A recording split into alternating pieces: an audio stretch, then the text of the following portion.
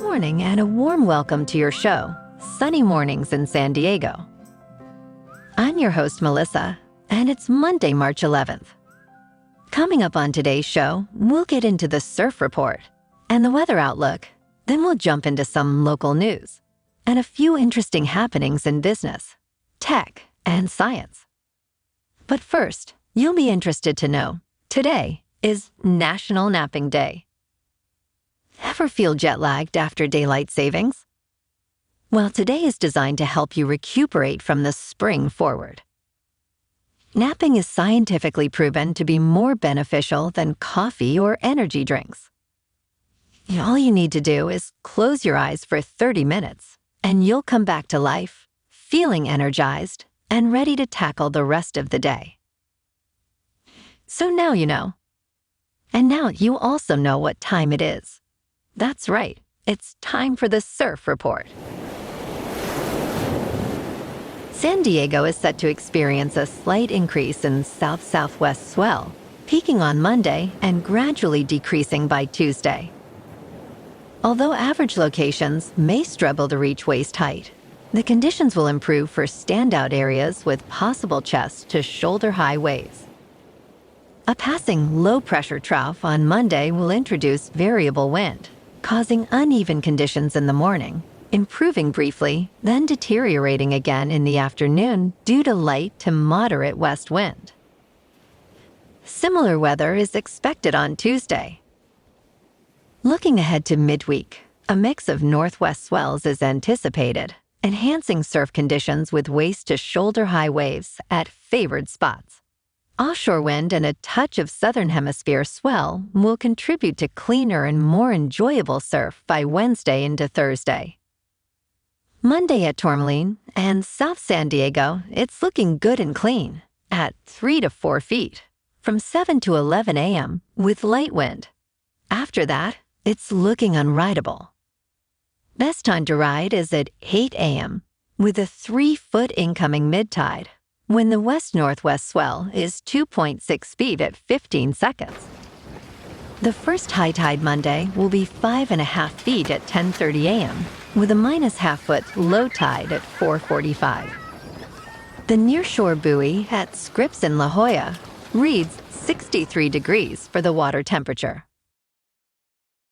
This morning it's cloudy and 55 degrees with little wind. The sunset will take place at 6:54, and it will rise again tomorrow at 7:01.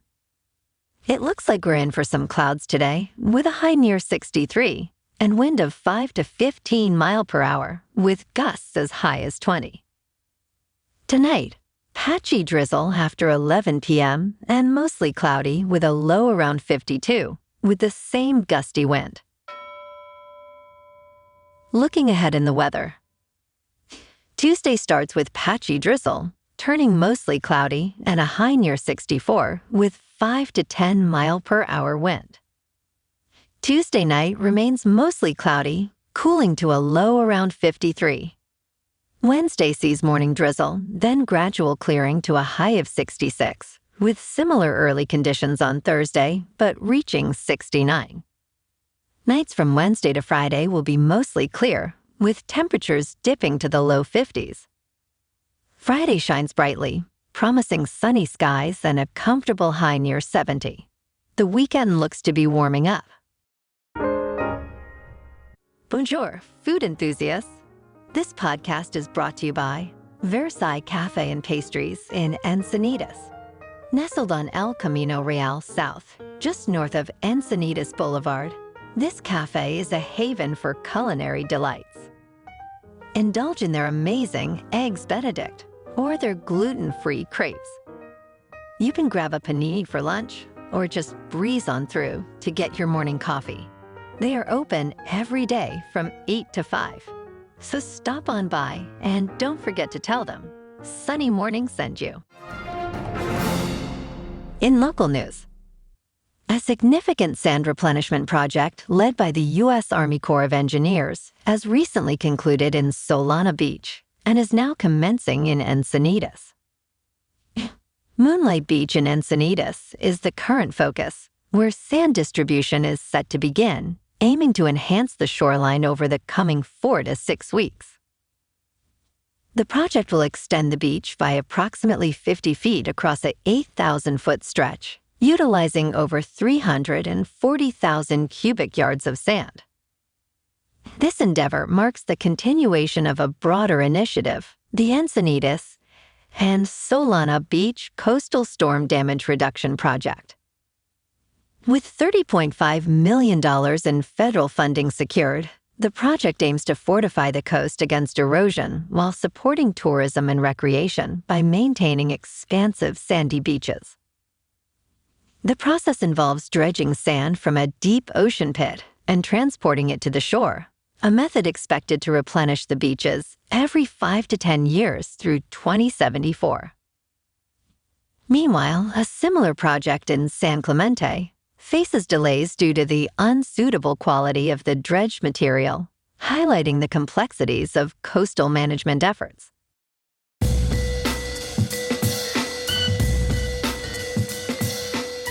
Now on to sports.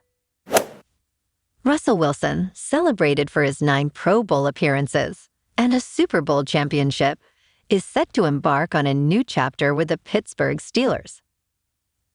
He's entering into a 1-year contract, intriguingly with the Denver Broncos covering $38 million of his salary with his prior team. Through a heartfelt social media post, Wilson shared his enthusiasm for the forthcoming season with the Steelers, indicating a positive outlook. Last night in the NBA, the Lakers at home beat the Timberwolves 120-109. And the Clippers, at home as well, lost to the Bucks 124-117. Last night in national hockey, the Ducks at home lost to the Islanders 6-1. And tonight, it's the Kings' turn to face off against the Islanders. Puck drop is at 7:30 California time. In top news, Google Maps is evolving into a more sophisticated travel companion, integrating advanced AI features to enhance the user experience, making it akin to having a local guide at your fingertips. This new AI capability can parse complex requests, identifying specific preferences like local coffee shops with vegan options, and a certain ambience far beyond simple keyword searches. Google's initiative reflects a broader strategy to enrich its maps with deeper, actionable information, drawing from a wealth of place and road data accumulated over the years. By incorporating AI, Google Maps can now suggest destinations based on thematic queries, such as places with a vintage vibe, categorizing results for more personalized recommendations. This technology not only benefits casual explorers, but is a significant asset for travelers, providing detailed, relevant suggestions that align with their interests and situational needs. Yeah, I'm not sold on that one yet. Let me know when it starts cooking the food, too. In business news, the U.S. stock market's 2024 bull run is at a pivotal moment, with an upcoming inflation report poised to influence its trajectory and provide insights on the economy's direction. Investors and analysts are closely watching this development, anticipating that the Federal Reserve might initiate interest rate cuts this year, signaling confidence in controlling inflation while maintaining low unemployment. For the Fed to consider easing, inflation doesn't necessarily need to hit the 2% target, but must not worsen. Despite a spike in January's inflation data causing a stock market dip, this may be a prime opportunity for risk-taking in the U.S. market, buoyed by favorable employment trends and moderated wage growth. Market analysts await February's inflation data, understanding its potential to swiftly influence market dynamics, with bond market movements also playing a key role in shaping stock market breadth this year. In crypto movement, Bitcoin is nearing $70,000 after a strong weekend. Ethereum is nearing $4,000. And Solana is $141. It's looking like a crypto spring this year. Moving on to a more local vibe. In our community spotlight on health and wellness, we are working with a national Pilates studio to bring you some free classes, so listen up. Check out Club Pilates, with several locations in the San Diego area. Pilates presents a comprehensive wellness approach, cultivating strength, reducing tension, and elevating mental well-being. Scientific research affirms its benefits. So now you can check out Club Pilates for a free class, with locations in Encinitas, Solana Beach, Oceanside, La Jolla, and more. Just be sure to tell them Sunny Morning sent you by. And now, back to the show. Let's talk science. National Geographic explorer Bob Actifreschi shares his expertise on photographing solar eclipses with this year's total eclipse on April 8th.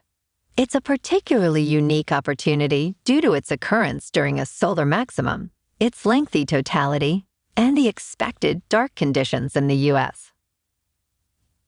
To photograph the eclipse safely, it's crucial to use eclipse glasses for direct viewing and to equip your camera with solar filters, as the intense solar rays can damage both your eyes and camera. Deciding between wide-angle and telephoto lenses depends on whether you want to capture the eclipse's environment or zoom in for detailed shots of the corona and prominences. Each offers a different perspective and set of challenges. Equipment tips include using a sturdy tripod, a remote shutter release to minimize camera shake, and manual focus settings to ensure sharp images. Even smartphone photographers should use a mount and shoot in RAW format for the best quality. Despite meticulous planning, the unpredictable nature of eclipses and personal reactions to the celestial phenomenon highlight the importance of both enjoying the experience and capturing it photographically. Don't forget to mark your calendar for April 8th.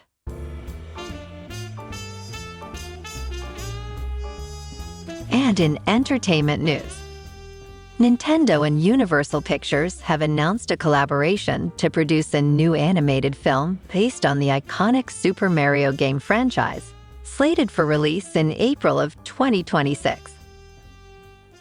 Following the success of the Super Mario Bros. Movie last year, this upcoming project will see Nintendo and the Santa Monica-based animation studio, Illumination, taking the lead in production. The financial aspects of the film will be co-managed by Nintendo and Universal Pictures, with the latter also handling the worldwide theatrical distribution. Additionally, Nintendo revealed plans for a live-action film adaptation of The Legend of Zelda, further diversifying its entertainment portfolio. Well, alrighty folks, it's time for the quote of the day. And today, in honor of the Academy Awards last night, here's a great quote from the legend Clint Eastwood. He said, "There's a lot of great movies that have won the Academy Award, and a lot of great movies that haven't. You just do the best you can." And that's a wrap for this morning. Remember to stay tuned tomorrow for more news and updates. Have an amazing day, my good friends.